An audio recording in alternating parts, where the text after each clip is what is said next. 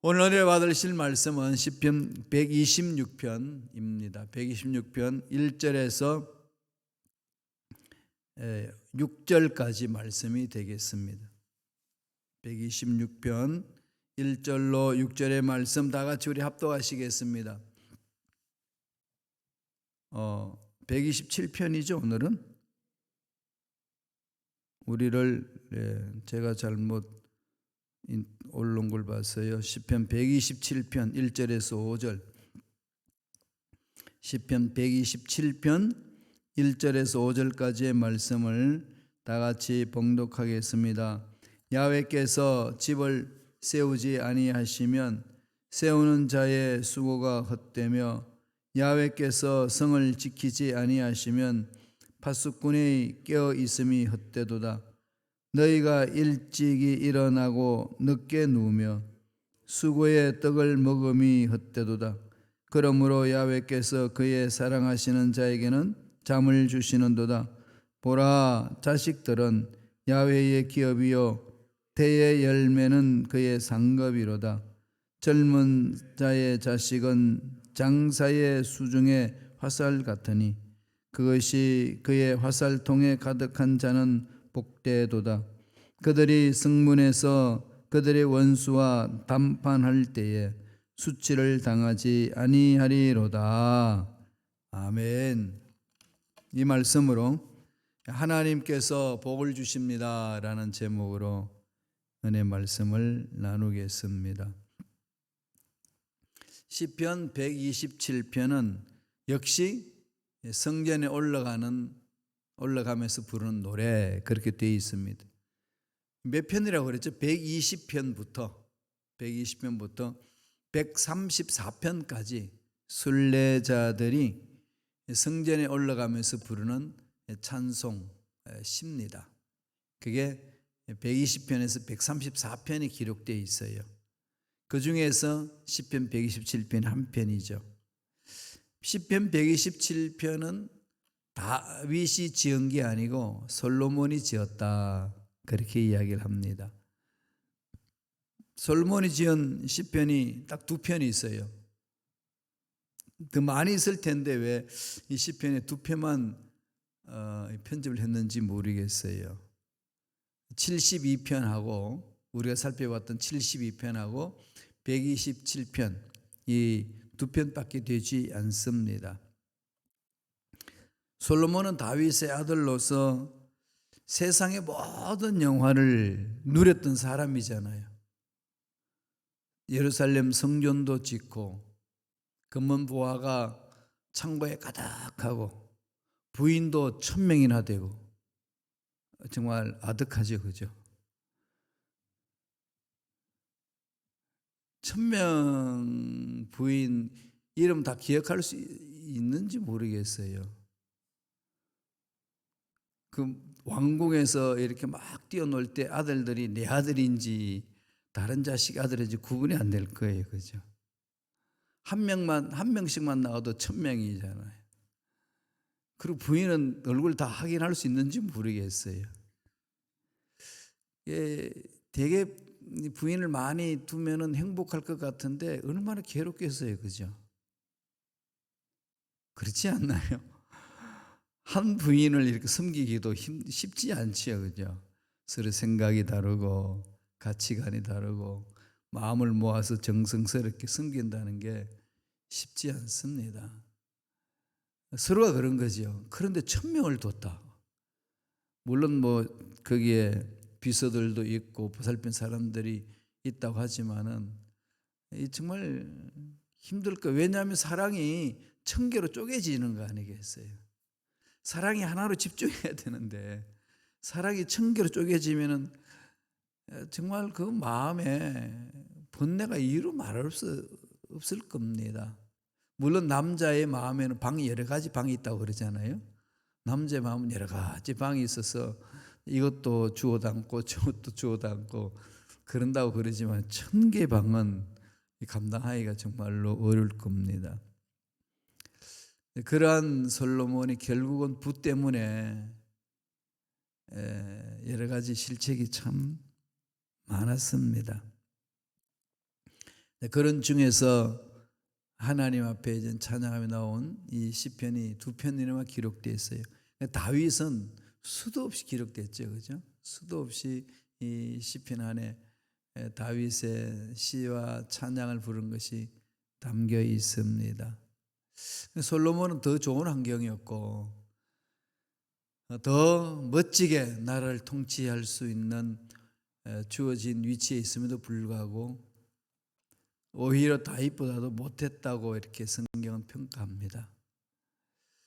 그러니까 자녀들의 환경만 다 좋다고 잘 되는 거 아니죠.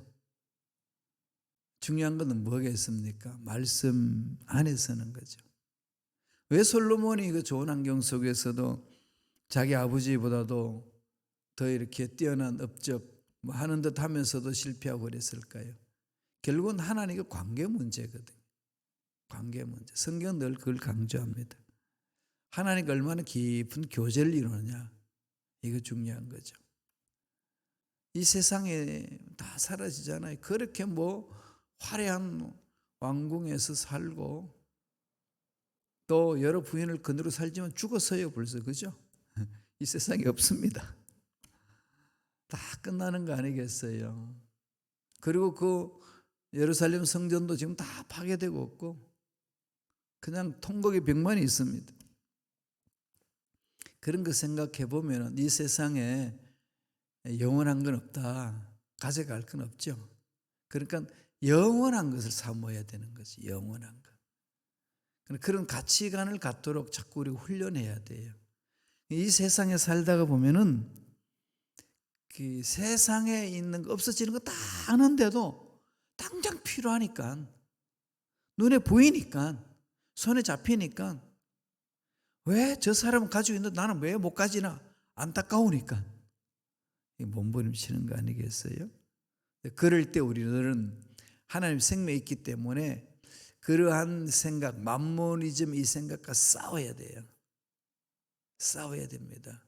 그래야 내 마음을 지킬 수 있고 참으로 행복한 인생을 살아낼 수가 있습니다. 모든 게 하나님 손이 달려있는 거 아니겠어요? 그러니까 하나님과 깊은 교제를 이루는 게 하나님으로부터 칭찬 듣는 겁니다. 내가 아무리 몸부림쳐도 또 하나님이 축복 안 해주시면 지킬 수 있나요? 하나님이 축복해 주셔야 되거든요. 모든 일이 하나님이 축복해 주심으로 이루어진다는 것. 그 네 가지를 성경에서 볼 수 있습니다. 하나님 복 주신다 그러니까 뭐 가만히 있어도 복 주시는 거 아니고요. 우리가 그 복 주심을 믿고 움직여야 되는 거죠. 행동해야 되는 겁니다. 하나님은 약속을 붙들고 몸부림치라는 거지요. 아무리 뜻이 있어도 하나님 해주신다고 해도 하나님이 해주시는 것을 바라보고 하나님의 음성을 듣고 움직여야 되는 거죠. 그래야 수고가 헛되지 않고 열매를 얻을 수 있습니다. 하나님 어떤 복을 주시나요? 첫째로 가정에 복을 부어주시죠. 127편 1절 상반절을 다 같이 보겠습니다. 야훼께서 집을 세우지 아니하시면 세우는 자의 수고가 헛되며, 하나님이 세워주셔야 되는 거죠. 하나님이 한 사람 한 사람에게 복을 주셔서 세워주셔야만이 세우는 자의 수고가 헛되지 않습니다. 야훼의 집, 교회 공동체도 그렇잖아요. 가정의 복, 교회 공동체의 복, 하나님이 세우셔야 되는 거죠. 여기 집이라는 말은 히브리 말로 바이트라는 단어를 가집니다. 그것은 인간의 의지와 재능과 사업과 노력과 실력까지를 다 포함하는 거죠. 히브리 사상은 통합적입니다. 히랍 사상, 그리스 사상은 분석적이죠. 그래서 구약에 보면은 통합적으로 다 말씀하고 신약에 보면 아주 분석을 잘 해놨죠. 그러나 하나님은 우리에게 통합적인 생각을 가지고 통합적인 생각 안에서 또 분석적으로 해나가는 겁니다. 그렇게 해서 가는 거 아니겠습니까? 그래서 하나님이 주시는 재능, 하나님이 지켜주시는 우리 마음의 의지, 하나님이 주시는 우리의 사업, 우리의 노력, 하나님이 함께 해주셔야만이 헛되지 않는 겁니다. 이솝 우화에 보면 이런 이야기가 있죠. 욕심 많은 여우가 어느 날 포도원 주위를 맴맴 돕니다. 탐스럽게 익은 그 포도 열매를 보고 어떻게 하든지 그 포도원에 들어가서 포도를 실컷 따먹으려고 모색을 하는 거죠, 방법을. 근데 돌고 돌다 구멍 하나를 발견합니다. 도저히 들어갈 수 없는 구멍이에요. 그래서 사흘을 굶었어요. 사흘을 굶고 몸을 날씬하게 만들어서 들어갑니다. 실컷 먹고 나오려고 보니까 이 배가 뚱뚱하니까 나올 수가 없는 겁니다. 어쩔 수 없이 나오려면 어떻게 하겠어요? 또 사흘을 굶었어요. 사흘을 굶고 날씬하게 해가지고 나왔다는 얘기 아니겠습니까? 이게 우리 인간의 현실의 삶이죠, 그죠? 이솝 우화에 나오는 여우만의 문제겠습니까? 아닙니다. 언제나 우리는 이 세상에 있는 것들은 영원하지 않다는 것. 그래서 저와 여러분들은 늘 하나님이 해 주셔야만 된다. 하나님께 참 내 인생을 맡겨야 된다. 이게 평범한 얘기고 단순한 얘기인데 잊어버립니다. 그래야 우리가 힘을 얻거든요. 그래야 소망이 있습니다. 그렇지 않으면 안 돼요. 눈에 보이는 것 때문에 쫓아다니면 언제나 실망과 좌절밖에 없어요. 없어지니까. 무지개를 쫓아가는 삶 같아요. 무지개 잡을 수 있나요? 가면 갈수록 멀어지죠. 없습니다. 인생 자체가 그렇다는 거죠. 그래서 저도 이 세상의 일들에 대해서 좀 풍성하면 좋잖아요. 그죠? 뭐든지 풍성한 게 좋지 없는 게 좋아요? 머리카락도 풍성한 게 좋아요. 풍성해야 이렇게 머리 손질하기도 좋지. 파마도 하고 고데도 하고. 그런데 머리숱이 없으니까요. 파마를 하고 싶은데도 이 파마할 데가 없더라고요. 파마를 하려니까 그 미용사 그러더라고요. 목사님 파마하시겠어요? 파마시키면 어떻게 되냐 했더니 푸들 강아지 같다는 거지. 치킨 박사처럼 양옆에 그냥 머리숱이 꼬울꼬울 되어 있는 거. 제가 그냥 이럴 줄 알았으면 대학생 때 그 풍성한 머리카락 있을 때 파마를 한번 해보는 건데 못했어요. 풍성한 게 좋지 뭐든지. 근데 인생사 다 풍성하지는 않습니다. 그렇잖아요.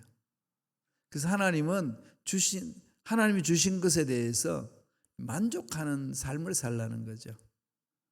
그래서 바울이 그러잖아요. 자족하는 삶. 그러니까 우리의 삶은 하나님 손에 있는 거죠. 이것을 꼭 기억하시기 바랍니다. 그래서 저는 이걸 생각할 때마다 이런 것을 보죠. 다윗도 죽고 솔로몬도 죽고 위대한 일꾼들 다 죽고 제가 그냥 박사학위 받기 위해서 논문을 쓰는데 그 폴틸리라는 신학자인데 이 시카고 대학에서 말년을 보냈거든요. 거기서 가르쳤어요. 하버드 대학에서 교수하다가 은퇴하고 시카고 대학으로 와가지고 그렇게 했던 그분도 죽고 다 갔어요. 그러니까 요새 저도 다 돌아보는 거죠. 다 없어진다. 이 세상은 다 없어진다. 그러면 없어지지 않는 걸 붙들자. 영원한 것. 영원한 소망은 천국 소망이잖아요. 이걸 자꾸 가져가셔야 돼요. 그래서 내 개인이 복을 받고 가정이 복을 받고 자녀가 복을 받고 후손이 복을 받는 거 아니겠어요? 두 번째 복은 뭐라고 이야기합니까? 보호해 주시는 거죠. 하나님이 보호해 주셔야 돼요. 요새는 이 묻지마 살인도 많이 일어나고 미치광이 운전사들이 막 이리저리 질주하기도 하고 뭐 뜻하지 않게끔 바이러스 나를 침투해가지고 넘어지게 하고 그러잖아요. 이 코비드 19이 이렇게 지구를 강타해가지고 꼼짝달싹 못하게 만들 줄은 누가 알았습니까? 미국이 뭐 꼼짝달싹 못했잖아요.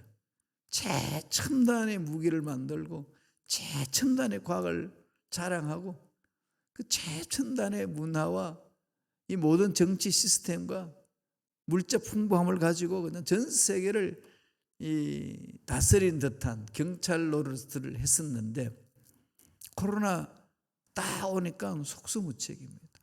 죽은 사람이 너무 많죠. 정말로 인간의 노력과 발전은 한순간에 물거품이 된다는 것을 우리 코로나를 통해서 봤지 않습니까? 하나님이 보호해 주셔야 되는 거죠. 시편 127편 1절 하반절을 볼까요? 다 같이 읽겠습니다. 야훼께서 성을 지키지 아니하시면 파수꾼에 깨어 있음이 헛되도다. 참 이 파수꾼이 그냥 졸리는 눈을 비비면서 그냥 지켜도 하나님이 보살피지 아니하시면 안 된다는 거죠. 밤새 세워서 밤을 세워가면서 이 자기 아군을 지킨다 할지라도 하나님이 지켜주시 아니하시면은 그냥 힘들고 어려운 일들이 일어나는 거죠. 뭐 지진이 일어나서 그냥 사람이 죽는다든지 건물이 무너진다든지 불이 나서 그냥 다 소화된다든지 이런 부분들 참 어렵지 않습니까? 하나님이 지켜주실 때만이 보살핌을 받을 수 있습니다. 우리 자신도 그렇고 우리 나라도 그렇고 우리 가정도 그렇고 우리 교회도 그런 거 아니겠어요? 하나님이 지켜주셔야 보험을 받을 수 있습니다. 그렇지 않고 이 세상에 있는 것에 대해서 이 기회주의가 되기 시작하면요 보호 안 돼요. 두 부부가 이렇게 신혼부부가 살고 있는데 돈을 많이 모았어요.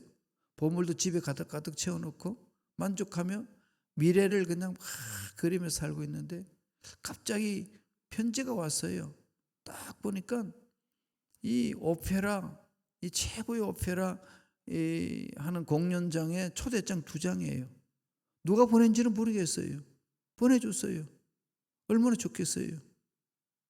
그 초대장 가지고 그냥 특별한 손길로 왔나 보다고 갔어요. 구경하고. 그 두 부부가 그냥 실컷 구경하고 행복하게 보내고 집에 와서 보니까 물건이 다 없어졌어요. 그러면서 딱 집에 보니까 편지가 하나 있습니다. 초대장 누가 보냈는지 이제야 알겠지. 그 글이 있는 거예요. 그냥 도둑이 그냥 딱 지켜보고 이 사람이 그냥 눈에 보이는 것에 집중하고 사는 모습을 지켜보다가 아, 이 사람들 바꿔도 빼내면 되겠구나. 그래서 빼내는 방법으로 유명한 오페라의 그 초대장 2장을 최고 좋은 자리로 딱 주니까 누가 보낸지 모르지만 줬으니까 집에 배달돼 있으니까 아, 특별한 사람이 우리들은 줬나 보다 이 생각할 수밖에 없도록 만들어 놓은 거죠. 그래가지고 그냥 갔다 왔더니 보니까 도둑이 다 가져간 겁니다. 그러면서 또 그놈이 또 편지 한 장 남겨놨어요. 그 초대장 누가 보낸지 이제야 알겠냐. 참 자기가 꾀를 가지고 이렇게 산다고 하지만은 정말 하나님이 안 지켜주시면은 다 날려버립니다. 하나님이 보호하셔야 된다는 거죠. 지켜주셔야만이 이 일을 행할 수가 있습니다. 하나님이 보살피시면요 악한 것들 만지지 못해요. 요한이 그렇게 나중에 증언합니다. 요한일서 5장 18절 보실까요? 다 같이 읽겠습니다. 하나님께로부터 나신 자가 그를 지키심에 악한 자가 저를 만지지도 못하느니라. 악한 자가 저를 만지지도 못하느라. 하나님이 딱 보호막을 치는 거죠. 초대교회의 때 시절인데 로마 제국이 기독교를 막 박해할 때에 로마를 대항해서 막 싸우면서 민족의 이 자유를 얻기 위해서 진행했던 기독교 지도자가 있었습니다. 페릭스라는 사람인데 수색대가 이제 들어오니까 도망갔어요. 산속 깊은 굴에 들어갔습니다. 그런데 굴을 수색대가 발견했어요. 이제 그 굴에 들어오기만 하면은 이 페릭스는 잡힙니다. 그런데 그 굴에 들어가지고 한참 있었기 때문에 거미들이 굴 입구에다가 거미줄을 쳐놓은 겁니다. 거미줄을 쳐놓으니까 수색대들이 보니까 거미줄이 딱 쳐 있으니까 여기는 들어가지 못한다. 안 들어갔나 보다. 시간 낭비하지 말고 돌아가자. 그러는 거죠. 그 페릭스가 하나님 나의 생명을 구원해 주심을 감사합니다. 거미줄 때문에 수색대가 돌아가는 거예요. 그냥 강철로 만드는 철문도 아닙니다. 그냥 거미줄이에요. 하나님의 역사는 그렇게 이루시는 거 아니겠어요? 그래서 그분이 이런 말을 했어요. 하나님이 함께 하시지 않으면 돌벽과 세문도 거미줄처럼 약하다. 그러나 하나님이 함께 하시면 거미줄도 철문보다 강하다. 자기 생명을 살린 것은 이 거미줄처럼, 그러면 이 수색대가 봤을 때는 이 뚫고 들어갔으니까 거미줄이 없어야 되는 건데 거미줄이 쳐 있었으니까 여기는 들어오지 않았다. 일반 상식으로 그냥 생각하는 거죠. 하나님 보살피신 은혜 아니겠습니까? 하나님이 역사하시는 것은 우리 인간의 생각을 뛰어넘습니다. 그것을 바라보면서 하는 거지요. 세 번째는 어떤 복이 있습니까? 평안을 준다는 거죠. 평안해야 돼요. 아무리 돈 많고 아무리 높은 자리에서도 불안하면 못 삽니다. 스트레스 때문에 병이 생기고 잠도 못 자고 그러잖아요. 불면증이 걸려가지고 수면제 먹고 자야 되고 너무 고통스러워서 살 수 없는 거죠. 하나님을 신뢰하고 하나님 앞에 나아가는 자는 하나님이 이렇게 마음에 평안을 주시는 거죠. 시편 127편 2절에 보면 이렇게 말씀합니다. 다 같이 읽겠습니다. 너희가 일찍이 일어나고 늦게 누우며 수고의 떡을 먹음이 헛되도다. 그러므로 야훼께서 그의 사랑하는 자에게는 잠을 주시는도다. 사랑하는 자에게는 잠을 주는 거죠. 그래서 교회에서 와서 잠자시는 분들이 있거든요. 그런 분들 놔두셔야 돼요. 깨우지 마세요. 얼마나 잠을 못 잤으면 교회 와서 잠을 자겠어요. 하나님이 만져주시거든요. 자꾸 자니까 목사님 고함 지르면이다. 깨우라고. 그랬더니 깨우는 그 사람이 그래요. 자기가 재워놓고 왜 깨우라고 그러는 거냐.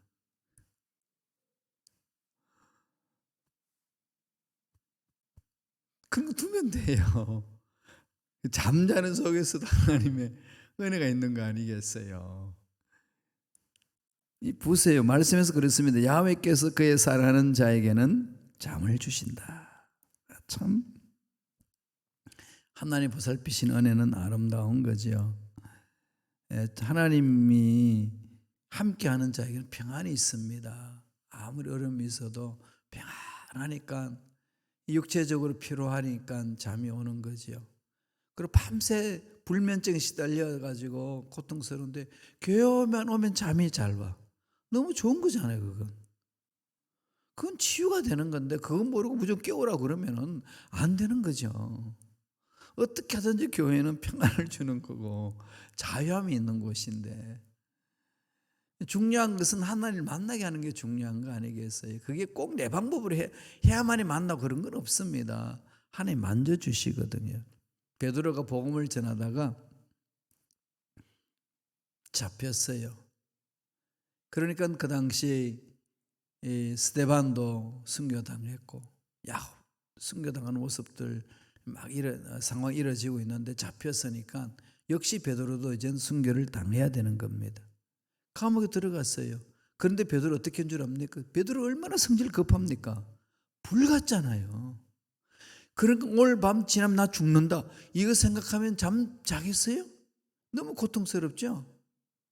그런데 사도행전 12장 6절에 이렇게 말합니다. 보실까요? 헤롯이 잡아내려고 하는 그 전날 밤에 베드로가 두 군인 틈에서 쇠사슬에 매여 누워 자는데 있을 수 없는 겁니다. 베드로 성격으로 이렇게 할 수가 없는 거지요. 헤롯이 잡아내려고 하는 그 전날 밤에, 헤롯 잡아내가지고 당갈에 처형시키려고 하는 그 밤에 내리면은 이 눈만 뜨면 이제 새벽만 되면 죽는 날입니다. 참수당하는 날인데 베드로는 그것도 쇠사슬에 묶였고 군인들이 지키고 있습니다. 그런데 태평스럽게 잠을 자요. 이 잠 누가 주실까요? 하나님이 주시는 거거든. 평안의 복을 주시는 겁니다. 하나님 주신 은혜 아니겠습니까? 넷째로는 어떤 복을 주죠? 자녀의 복입니다. 참 이민생활 보니까, 외국 살다가 보니까 자녀 많은 게 너무 좋아요. 그죠? 자녀 많으면 대소사에 여러 가지 일할 수 있고 서로 사회성도 키우고 가정 공동체 만드니까 너무 좋은 것 같아요. 하나님 주시는 복이에요. 요새 애기 안 낳는 젊은이들이 많은데 정신 차려야 돼요. 그게 행복한 게 아니죠. 절대로 행복한 게 아닙니다. 자녀들 인해서 주신 하나님 행복이 있잖아요. 말씀 보실까요? 127편 3절에요. 보라, 자식들은 야훼의 기업이요 태의 열매는 그의 상급이로다. 자식 그 자체가 하나님 주신 기업, 하나님을 영화롭게 하는 거죠. 하나님 말씀 안에서 잘 양육해 놓으면 하나님의 사람으로 키우잖아요. 그죠? 전도 안 되는 이 시대는 젊은 사람들 애기 많이 낳아가지고 교회를 부흥시켜야 되겠어요. 그러면 나라를 살리고 모두가 사는 거 아니겠습니까? 하나님이 주시는 복입니다. 이 복이 연세 많으신 분들도 후손에게 그런 복이 흘러보내야 돼요. 자꾸 부모들은 자녀를 축복할 수 있는 특권이 있거든요. 그런 복을 자꾸 흘러내려 보내도 기도하실 때 그렇게 하세요. 복이 나를 통해서 흘러가게 하여 주시옵소서. 그렇게 하다 보면 하나님 은혜가 넘쳐나는 거지요. 이런 복을 듬뿍 받아서 멋진 인생, 아름다운 인생 잘 갖고 가시기를 예수님 이름으로 축원합니다. 기도하겠습니다. 하나님 아버지, 감사와 찬양을 드립니다. 오늘도 우리에게 귀한 생명을 허락하여 주시고 말씀 안에서 은혜 받게 해주시니 감사합니다. 날마다 말씀에 순종하며 승리하는 삶을 살아갈 수 있도록 도와주시고 하나님이 주시는 복을 받아서 누리고 나누는 삶이 되게 도와 주옵소서. 은혜 감사의 예물 드리는 손길을 기억해 주시고 복된 삶을 영위해 나갈 수 있도록 축복하여 주옵소서. 감사하고 예수님 이름으로 축복하며 기도드리옵나이다. 아멘.